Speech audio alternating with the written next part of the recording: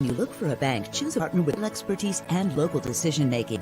Veritex Community Bank offers solutions and a true business ally. We look forward to building your future. We're Veritex Community Bank, true to your business, true to Texas. What's up to my Houston and Dallas family? Welcome to Veritex Community Banks as they present Funding Your Future. And today, man, we're going to be talking about building generational wealth through real estate. I'm the host for the evening, Keisha Nicole, host of the Quiet Storm and 2.1 here. And some of you may remember me from the dating reality show, Ready to Love. So I just want to say what's up to Houston and Dallas. We are back at it again with Veritex Community Bank for funding your future. And as I said, real estate. How real estate can bring generational wealth. We've got some great folks that are going to be gracing our presence this evening and giving us some free game on how you can build generational wealth through real estate. But did you know that the Federal Reserve Board 2019 survey of consumer finances found that white families had the highest median and mean wealth? And in 2021, a McKinsey report estimated that the disparity in wealth between white and Black households was over $330 million, with 60% coming from their inheritances, something that Black folks are not too privy on either as well. But that's a whole nother conversation about inheritances. So let's bring up the panel. Want to bring on up from Veritex Community Bank. He is the EVP of Commercial Banking, my guy, Castile Herbert, back with us again. How you doing, man? KG, good to see you again. Glad to be here. Man, I'm glad to see you. Next, we have the lovely Rhonda Sands. She is also the Executive VP of Commercial Banking at Veritex Community Bank. Welcome to Funding Your Future. Thanks, KG. And our third and final panelist is the president of Evergreen Commercial Realty. Ladies and gentlemen, Lily Golden. Hi, Hello. Thanks, KG. I'm happy to be here. Thank you for having me. Well, I'm glad all of you all are here. Before we get started, just tell us a little bit about yourselves and what it is that you do, your expertise. Castile, we'll start with you, my man. Sure. Thanks, KG. I've been in the commercial banking business for 38 years, and I've worked with all size companies from small to the large national companies. A good part of what I do is not just real estate on the commercial side, but also helping companies grow their businesses from small to large. And that's a fun part of mentoring and being a trusted advisor for a lot of our businesses. Glad to be here.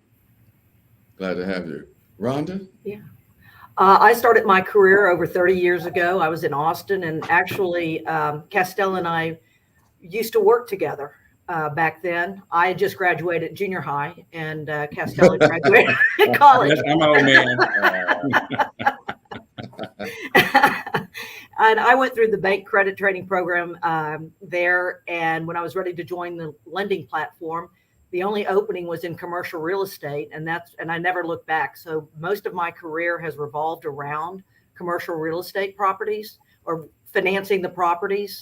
And commercial real estate properties include multifamily, industrial, office projects, retail, anchor or grocery anchor centers.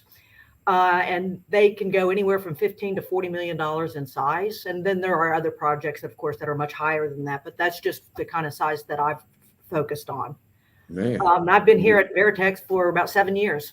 So nice. the industry. We're going to get to your level soon enough, Rhonda. We got to take these baby steps. And I'm glad that this is why we have forums like this.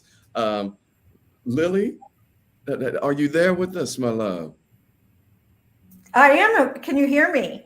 Yes, we can hear you. Please tell us about yourself, your expertise, and Evergreen Commercial Realty. So I've been in the commercial real estate industry for over 30 years. I own property myself and then own some as a limited partner with other people. And then I own a commercial real estate brokerage company, and we help a variety of customers with either tenant representation, project leasing, or build-to-suit development. Indeed. Thank you all. So we got some big wigs on the panel and in the house this evening to give us the goods on how real estate can bring generational wealth. Castile, we're going to start with you first. Like, how would you first approach real estate in general? I don't think, if you could give us like real estate 101 or real estate for dummies, do that for us, and then tell us how you would approach real estate in general. Okay. The first thing is that a lot of folks have to have a good credit score. That's the first thing you have to have for any financial institution that's going to lend you money. Now, So, put a pin in it. What would be considered good? Good credit score, probably on the low side, 680, really 700 plus to play it safe. 700 Be in the plus 700 club. Okay. is a good credit score. And previously we talked about ways to improve your credit score to get above 700. And we can always do that at a later date. So you want to have a good credit score. Then what I would suggest is that a lot of folks need to get a feel for, talk to the friends to figure out how some of them may have made money. Some folks are buying rental houses. They're buying them. They're renting them out. They're buying and selling. They're fixing them up. They're, as the term we use, they're flipping them. Then also some might move toward commercial properties. But the thing too is when you're in that business, you have to have some funds, some excess funds or equity or down payment to buy investment real estate. So one, credit's the first thing. Second thing, you have to have some money, whether it's 10%, 20%, depends on what's required by the bank to do that. But you need to also maybe watch some videos online. I'm just saying some easy way. Most folks watch podcasts or go to YouTube. How do you buy real estate? How do you invest in real estate?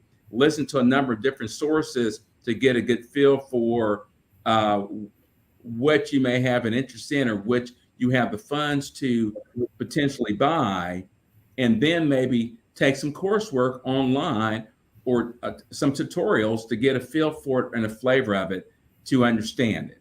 And then you may want to start with one.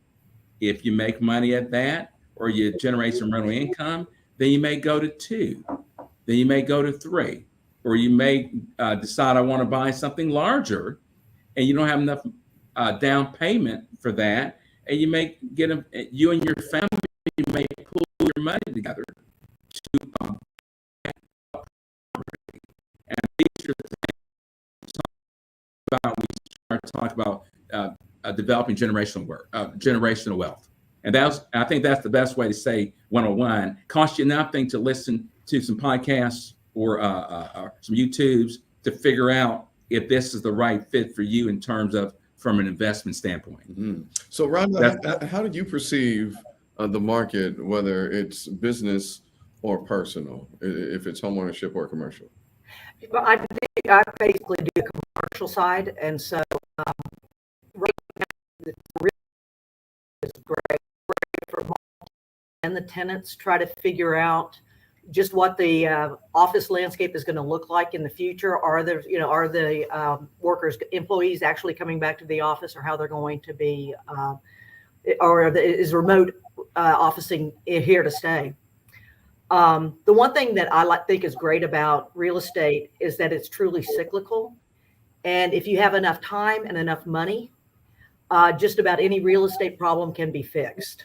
And the luck comes into being at the right time, at the right place, at the right time. And you want to always buy low and sell high. But the question is knowing when that is, right? That was about to be my next question. Yeah. Well, let me just say this, that, the saying is buy low and sell high. It's not buy at the lowest and sell at the highest. So, you need to kind of set a threshold of just how much money do you want to make and stick to that, or how low will you, how much will you pay for an asset, and stick to that also, so that you're making sure that there is some profit there for you. But you don't have to get greedy, because I have watched some clients who wanted to hold out for the last buck, right? And the buyer said, just not for me. They walked. and something happened to the market, the pandemic, whatever happens, the cycle starts again and it goes back down. And the same buyer now can go back and say, I was going to pay you this, but now we're down to here. And a lot of times they have to take that because they've run out of money. And now this new guy has the time and the money. So you want to make sure that's kind of don't get too greedy. Mm-hmm. So from your experience and your perspective, when would you say is kind of the best time of the year to buy some commercial property? Or does that happen kind of like in the car industry where certain times of the year where you can, maybe trade in your lease, get more for what the car was worth or whatever? Does that same kind of premise goes with? There is some cyclicality to the industry. For example, a multifamily, a lot of times people are moving during the summer. And so your occupancy levels will drop during the summer or, and so you'd want to be careful like that. But for the most part, you're going to be looking for, if you're buying a stabilized property, there's going to have been some stabilization, some. What does stabilized mean, Rhonda? Castell, that's anywhere from where you're at that supply and demand where people are paying the highest. And you've got, for example, like for a multifamily, in the multifamily market, 92%, anything above 90% is kind of considered stabilized properties. Now, it also depends on what type of property. If it's a Class A brand new building, typically you're going to be trying to get a higher occupancy. If it's a Class C, lower, older property, maybe not as many amenities, you're going to see that probably is a little lower, between 85 and 90% to some degree. And that just has to do with the rollover of the tenants and the transition of some of the tenants. Okay. So Rhonda, just to stay with you, what tax benefits make real estate a good way to increase generational wealth? Right. I'm going to, and just to make sure, I want to talk about, this is just a general conversation. I'm not a tax expert. However, and there's a slide with some of the top property tax benefits. One of the common tax breaks is the deduction of the business expenses. And that's like property taxes, property interest, insurance, depreciation, and management fees. The other is also the 1031 tax exchange, which allows an investor to defer capital gains taxes as long as they reinvest it in a similar property within a certain amount of time. And if you're interested in the details about the 1031 tax exchange, you should definitely talk to an expert about that, because there's several requirements that you have to meet in order to qualify. And there's a lot of tax 1031 exchange tax expertise out there that you can tap into. Then another tax deferment program is what's called the Opportunity Zone, and that encourages investment into low-income areas which have disadvantaged tracts of land. And if you hold the property for more than 10 years, the capital tax gains that you have when you sell it is permanently deferred. So those are just some of the tax benefits that are out there. And it just allows you to defer your taxes, which everyone would rather pay taxes later rather than now. Now, let's get to the part that a lot of people don't want to talk about or show. Are there challenges to building generational wealth through real estate? I think there's always challenges, because you've got to get the money first, right? Then you have to know how to hang on to it. I think I'd like for Lily, she is the one who is building the generational wealth at this point in time. So. Well, Lily, I can certainly talk about the challenges. You're a great example of generational wealth in real estate. So I am an example of that. So yeah, please tell us about how you started. And I can your tell business. you that, first of all, Castile and Rhonda are perfect partners for helping anyone that wants to grow generational wealth, and that they have been great partners for me, and that everything that they've just talked about is, great, very helpful, and that they're exactly right on having good credit and everything that they just talked about is perfectly right. But just tell you a little bit about my story. I come from a family that had absolutely no wealth and very little parenting. And so I really struggled first in school because I couldn't handle the authority. And when I got to corporate America, I just was not well suited because I didn't have the patience or the social skills to do well in a corporate environment.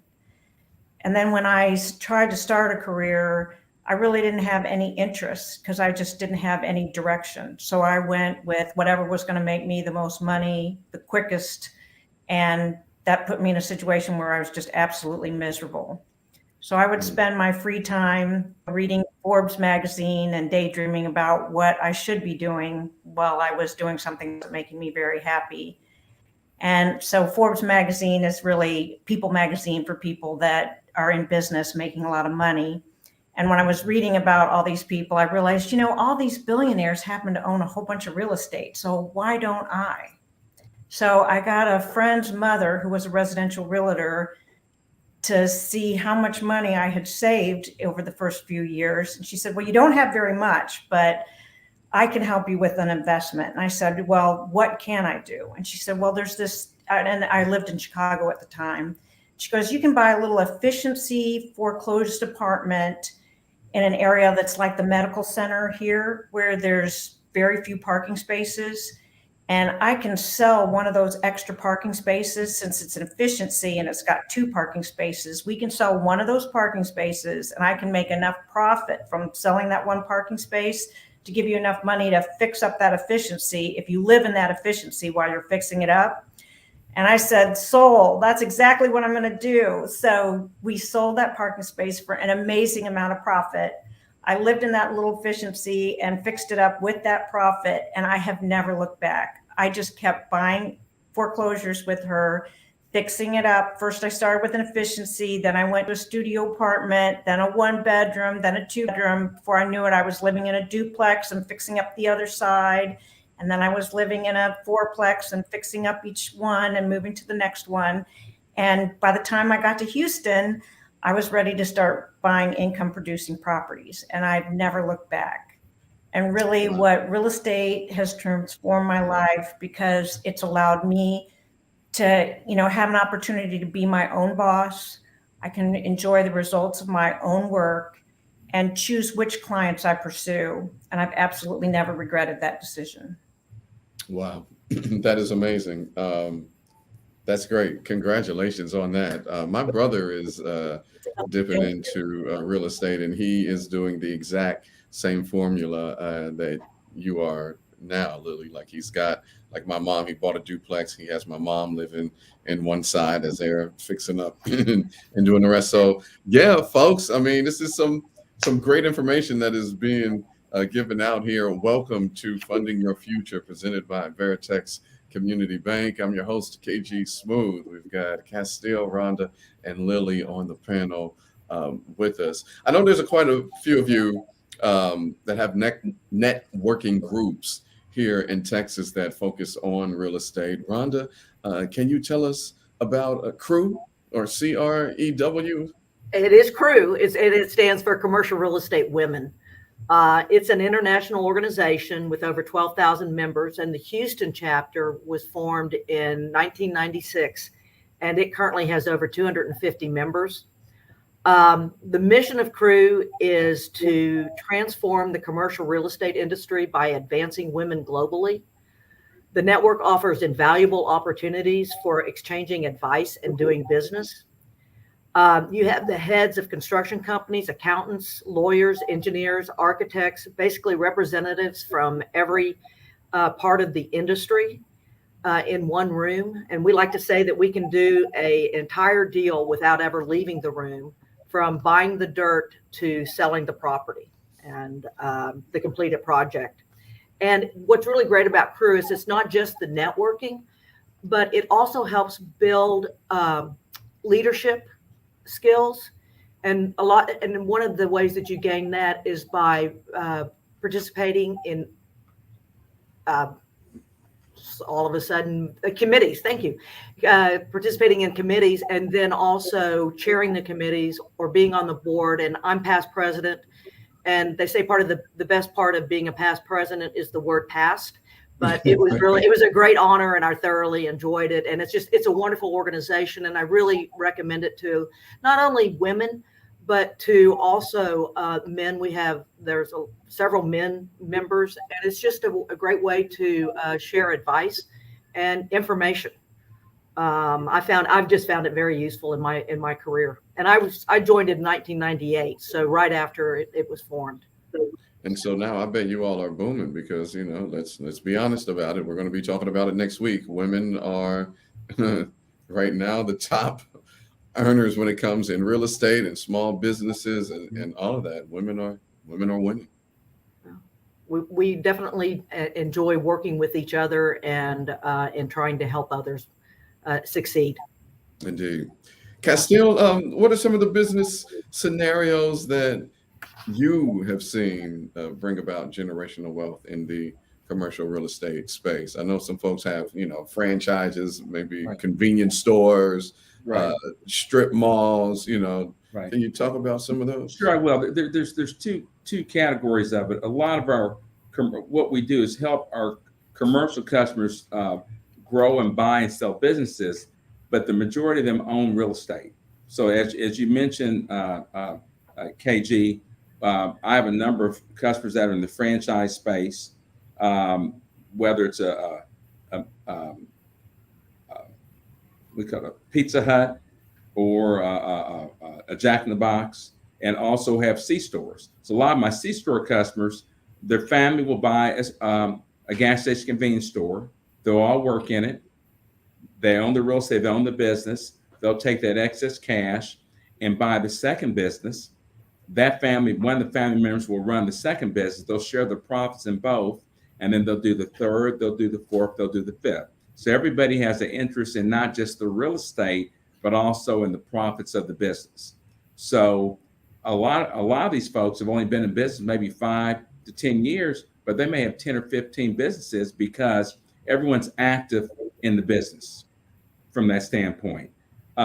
We have customers that have a lot of shopping centers. Their primary business may not be in the shopping center business. It may be something else, but as an investment, because they need write-offs, they'll buy smaller strip shopping centers that are maybe 10,000, 15, 20,000 square foot shopping centers.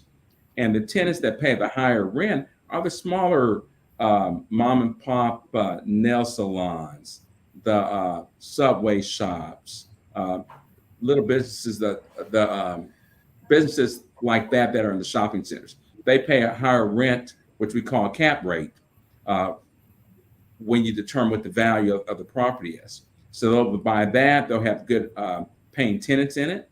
They'll hold it for 3 or 5 years.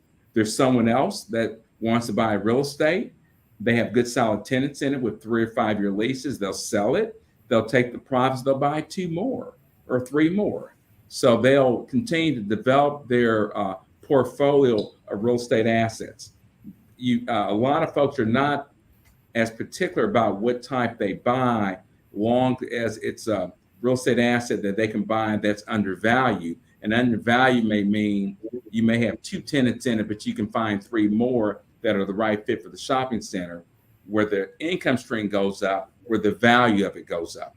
Okay. Same thing goes back to buying investment real estate properties. As both Lily and Rhonda alluded to, you got to know the right price to buy it for, and can you sell it or rent it for a profit in that respective area. You got to understand the community that it's in. So most of my commercial customers all have lots of real estate investments that they have kids that are coming out of college that have gotten involved in the family business. And the kids are also learning the real estate business at the same time. And it's not about how much money you make. It's about how much money you save and invest to provide generational wealth for your family. Mm. And that's the whole thought process. Yes, Rhonda. Because I just wanted to add to that. You're right about needing to find a project that's undervalued, But you also need to understand why there's vacancies in that project, because there could be poor access. There could be, there's just something wrong with the design of the building. Yes. And so you've just got to make sure that you do your due diligence and that you really understand what's going on with that building. Is it in the wrong location? Can you not get to it? Which goes back to the access. And so just because you think that you can bring 3 more tenants into it, and you just need to, it's not just because it's there, you really do have to understand how the project has been operating and why there are the vacancies that you have. And so I just be careful with everyone, because you do want to go out and find you want to get the biggest bang for your buck, but make sure you're not going to be throwing good money after bad money. Baby steps. Baby steps and location. So I just want to stress that a lot. Get advice. Talk to some other professionals that can help you. What's great is in Houston, there's so many folks that are willing to mentor you, right, and help you, especially the real estate professionals and the agents, to understand the market. Right. You know, even the brokers, so you know where to go and where not to go. Yeah. You just got to ask for help and direction. And that's the great thing about doing business in Texas, is Texans are willing to help each other. And I mean, I have been able to call up somebody and it may be an acquaintance, and say, hey, I don't understand this. Can you help me? And the last thing anybody really wants is you to make a bad investment. And so people really are willing to help, give you advice, and take the time. So don't be afraid to ask anything, or call us. Appraisers. Appraisers, are a great resource. exactly. Environmental engineers are a great resource. Yeah, I mean, Lily can talk about brokers all day long. I mean, she's one of the best, and so she's, as well as a developer in her own right. But so just do your research. Yeah, and this is part of that. This is why Veritex Community Bank is putting on series like Fund Your Future. Right. We've got some questions from the audience in the comments section from Roxanne. How do you see foreclosures post-pandemic? I'll start just because the bank, we have not had that many foreclosures. I really think that, and I'm not going to get into the pros and cons of the stimulus, but I think the PPP loans, I think the steps that were taken have really prevented some foreclosures from occurring. Now, this is on the commercial side, but there were some that did not have deeper pockets or were over leveraged that probably did face some foreclosures, or they had to sell at a loss. So, that's the only thing that I would say. Lily, did you see? I mean, I know with your brokerage form. Yeah, that really hasn't been happening that much. There's just not that much, and what is out there really isn't. It's not good property. So what I've been seeing. Right. And I'm not really sure on the residential. Like I said, I specialize in commercial, but have there been as many foreclosures as we thought there were going to be? No, it's really been pretend and extend more than foreclose. Right. Everybody's doing everything they can not to foreclose as much as possible. Right. That's kind of what I thought. I know in commercial, that's kind of what they've been doing, but that's good to know too.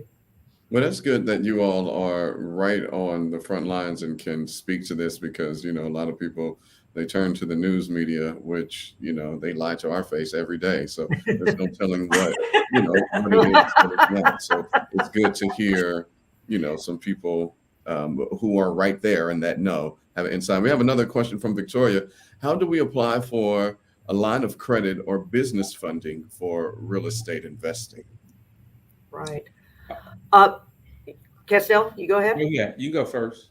Well, I was just going to say, we have, there are applications on our website, veritexbank.com, that you can go to. But again, starting off, as Castell started this podcast off with the talking about your credit score, know what your credit score is.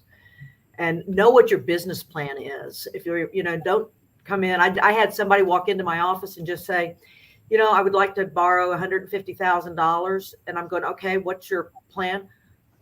I don't have one. I just need this money, and then I'll go out and find it. Have your plan before you go, and and make sure that you're asking for an amount that you can pay back.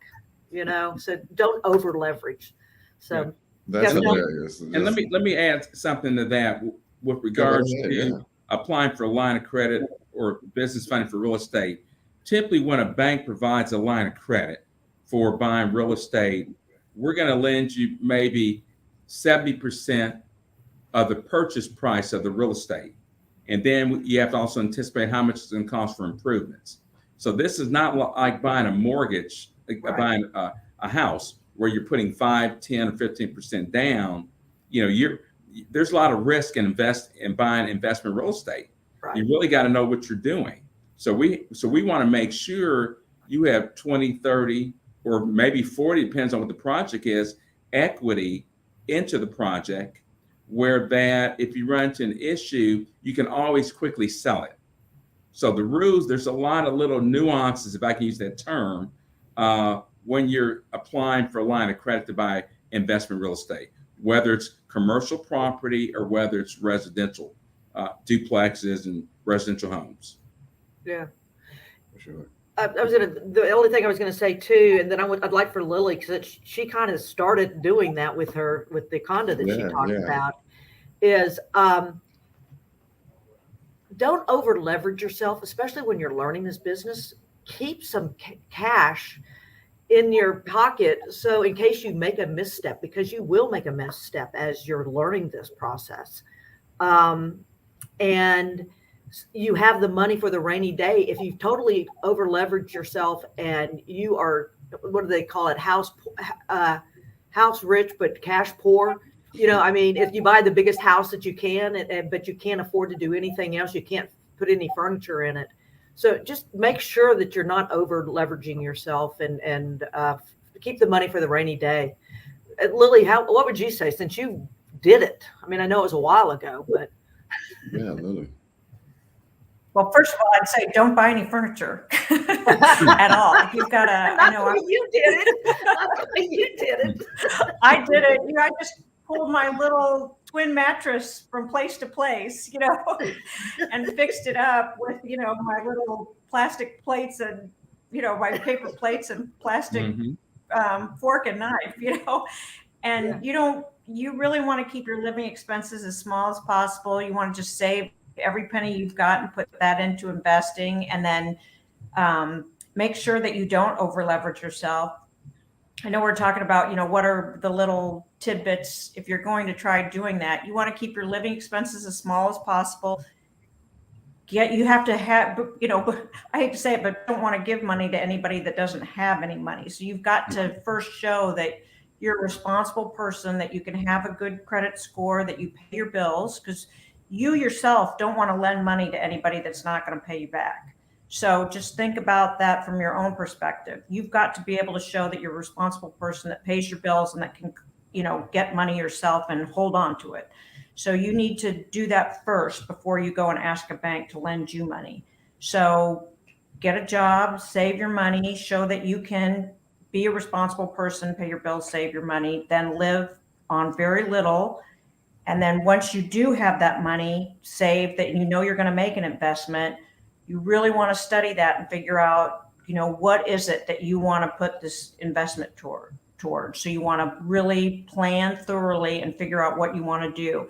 Maybe show your plan to several different people so that they've looked at it, somebody that's done this before and they think that it's a good idea, so that when you go into this, you're 100% confident that this is going to work. So, it's kind of like that measure twice, cut once kind of thing. And then when you do fail, if you go through this and you fail, maybe you do it a couple times and it works, and then you do fail, on your third time or something, don't worry about it. Just look at it as, hey, this is just, one more learning lesson, because life is a journey. It's not a destination. And you've got to enjoy this whole ride through the real estate experience, because there's going to be ups and downs, and you've just got to realize that you can't win on every investment. Indeed. And I hope people really take that. I think a lot of times when people get into something new and they're excited and they have all of the tools that they think in the beginning to start this, they might get in over their head. So back to what Castile said earlier, baby steps. Right. Before we go, Lily, before we leave this conversation, and you gave us a bunch of great advice based off of what we were just speaking on, but can you give us, some more advice, 3 pieces of advice for building and maintaining generational wealth, like how they impact their families, like the way that you have? Well, I just want to say for my family's perspective, I'm bringing my daughters into business with me. And I just want to say, after my experience growing up, I feel like the most important thing I'm doing for my family is I'm showing an example to my children on how to run a business, how to make sound financial decisions, how to be passionate about what I do every day, and how someone should conduct themselves in business situations. And really, money can come and go, but experience can never be taken away. And I feel like I'm giving my children something that, no one else can give them like I can give them. And it gives me great pride. And I really feel like there's nothing that makes me happier than showing them this real estate business and showing them how to make money and how to feed themselves for the rest of their life. And it really gives me great joy to be able to do that. Indeed. We love that. Any last words? Rhonda, you got anything? I just would like to add with regards to Lily and her generational wealth and bringing her daughters in,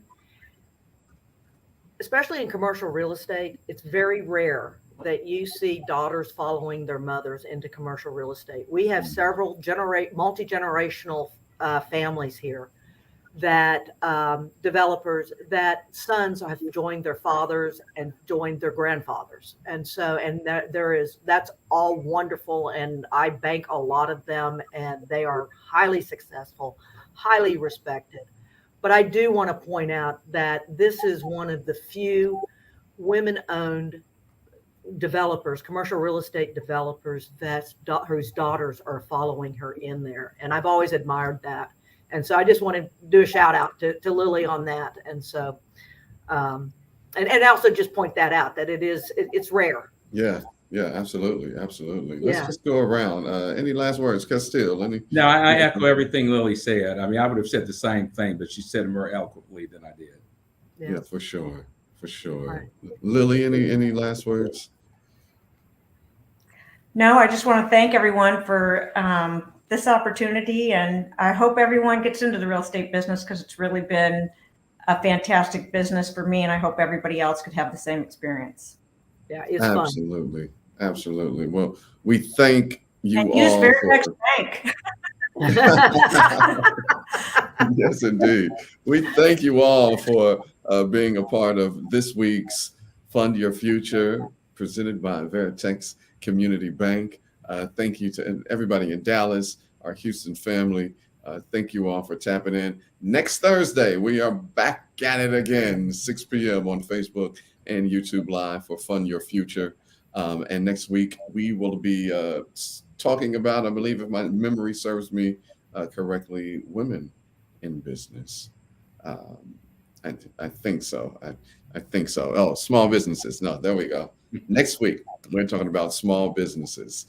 So you definitely want to tune in, because a lot of people are starting small businesses. A lot of small businesses were started when the pandemic began. Some people left their jobs because they were forced to do something that they didn't want to do, and started businesses and have been very successful. So all of the great information on small businesses next week. We appreciate you all for tuning in to Veritex Community Bank's Fund Your Future. I've been your host, KG Smooth, and we will see you next Thursday. When you look for a bank, choose a partner with local expertise and local decision-making. Veritex Community Bank offers solutions and a true business ally. We look forward to building your future.